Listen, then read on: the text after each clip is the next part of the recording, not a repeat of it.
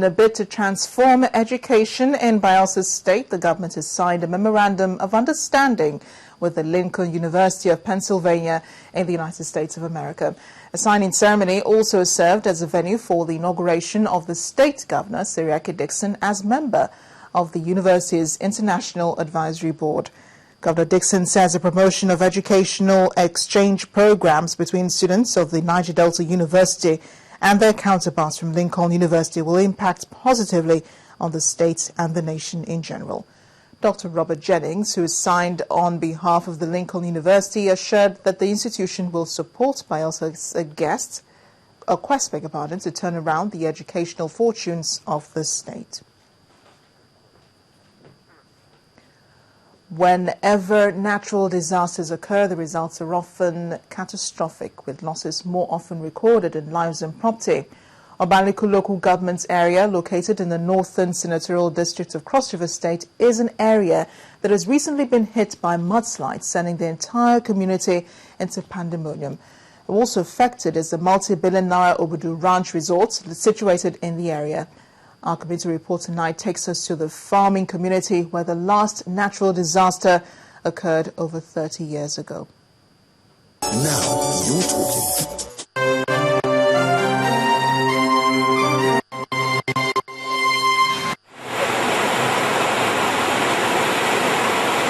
Nature refers to the wonders of the physical world that can either be friendly or lethal. For a farming community such as Obanliku in Cross River State, nature's friendliness is met with open arms. But when reverse is the case, as with the recent mudslide that hit the area, then there is a cause for concern.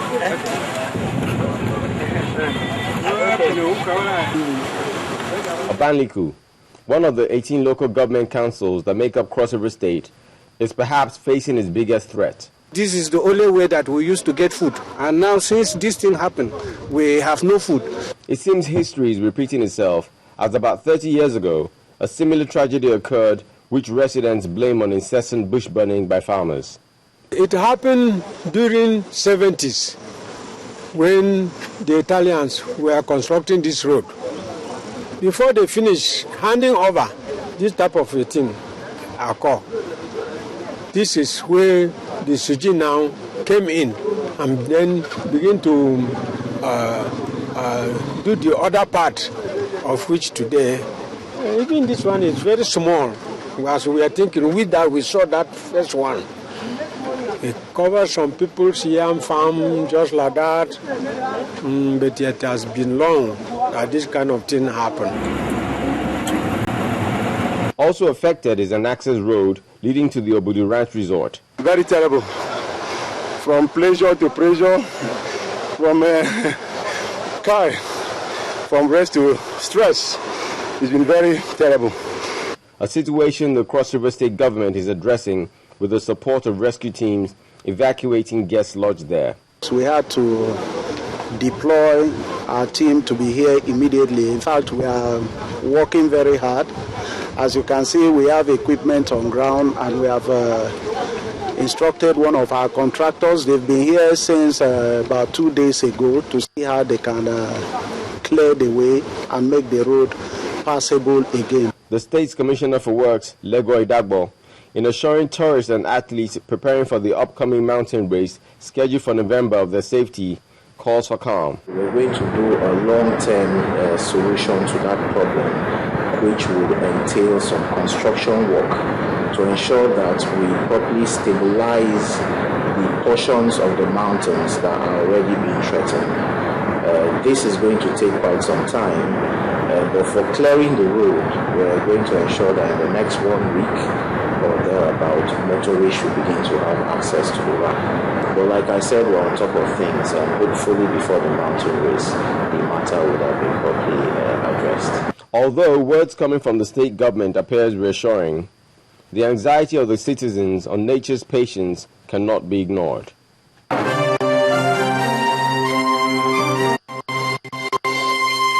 Etisalat, now you're talking. The dream of every working class citizen is to have a successful career and above all end up in a good retiree.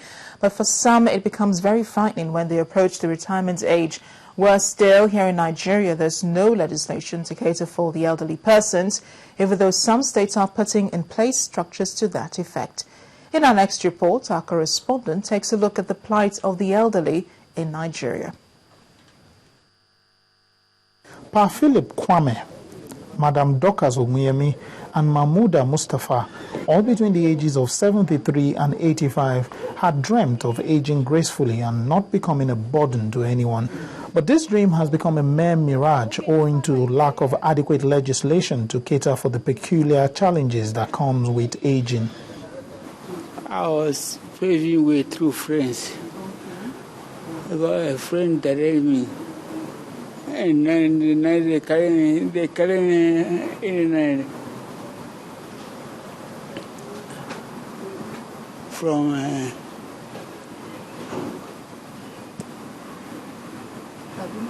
no, yeah, Karo Asokru say. You know, I come from far place. For I enjoy life, to take a time here. Before I enjoy life here, to take a time here.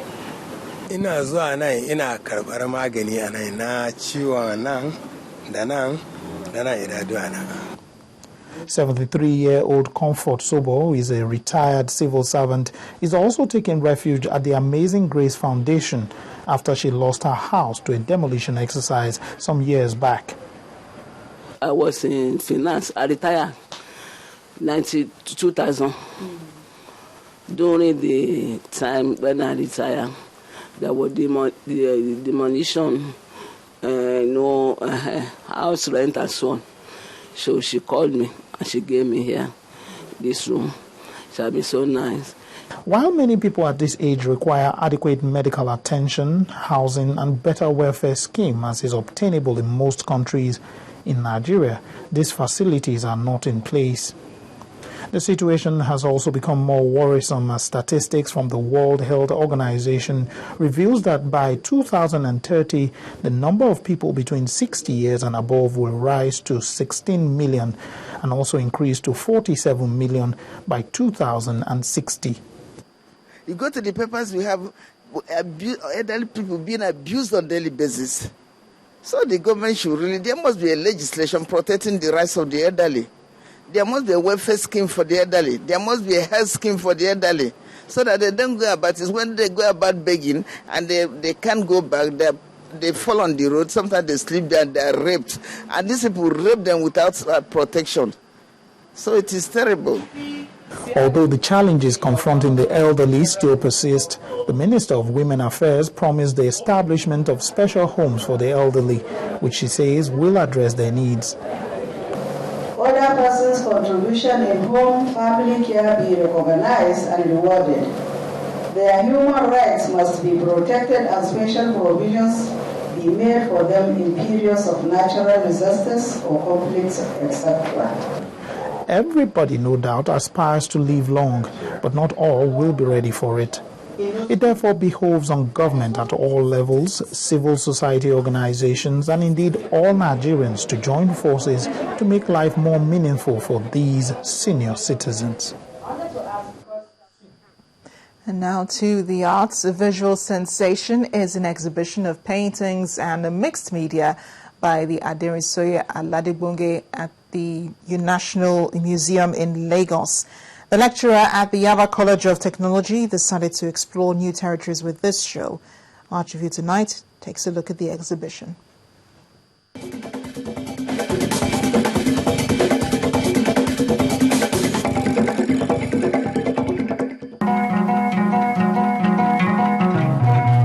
Aderisoye Aladegbonge was fixated on drawing. For those people that has been with me for 2-3 years now, you see that I've been working on colors, watercolors, and drawings. The last one I did was transparency, which talks about watercolor and drawings.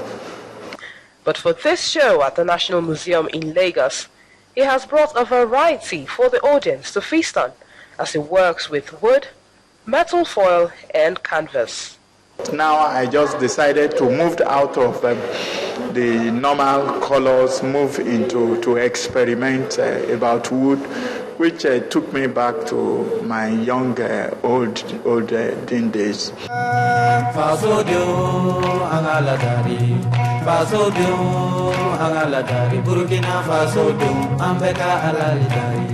The lecturer at the Yaba College of Technology has been fascinated by these materials, and that's why he decided to divert from his usual comfort zone to something more intriguing and probably more tasking. There is a lot of activities there, and I've been able to represent the activities in metal foil and basically in lines, simple lines and curves with the foil. And also, normally when you work on metal foil, you use iridite and some other compositions, but here I've been able to improvise that instead of using iridite, which is the mixture of both body filler and Bona glue together to achieve my designs before I now use metal foil on them. Over 60 works reflect the theme of the show, which talks about different activities in the nation.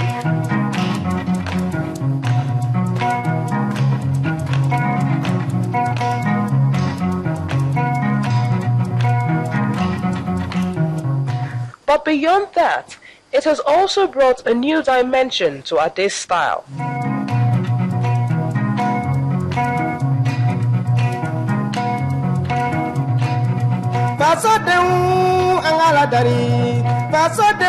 Some of these tree stumps and backs have different drawings and inscriptions on them. I've been able to now impose and engrave on them our traditional motifs, which is the African symbol. For the passive observer, these black and brownish looking planks may seem like leftovers from cooking, but they were burnt intentionally to create an effect. Also, notice the details on them. And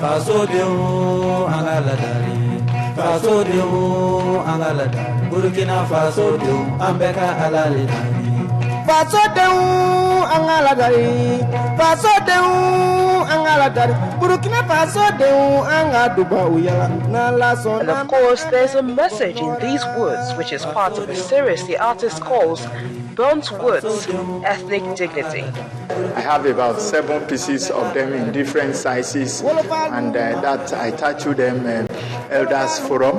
And because culturally most of our utensils in the olden days used to be in wood, we have plates carved out in wood, spoons in wood, and presently we still have them, especially with those Odoko women. Looking at the wood polished, and you have the grains, and usually it's the grain of a log of wood that determines how old, and in their different sizes their grains differ, which goes to explain the age of those trees. Even while working on the metal foil, he still shows his love for wood as he captures the chopping, peeling and milling process.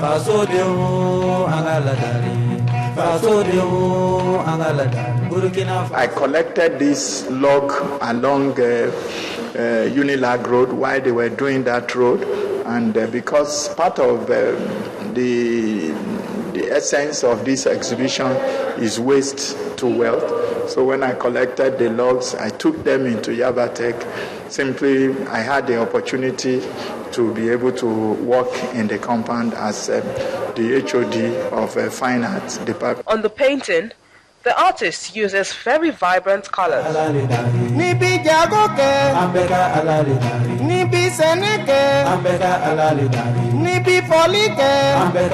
Mr. Aladegboge is a lecturer at the Yaba College of Technology in Lagos, and in his usual manner, he still has his heart set on mounting this exhibition there.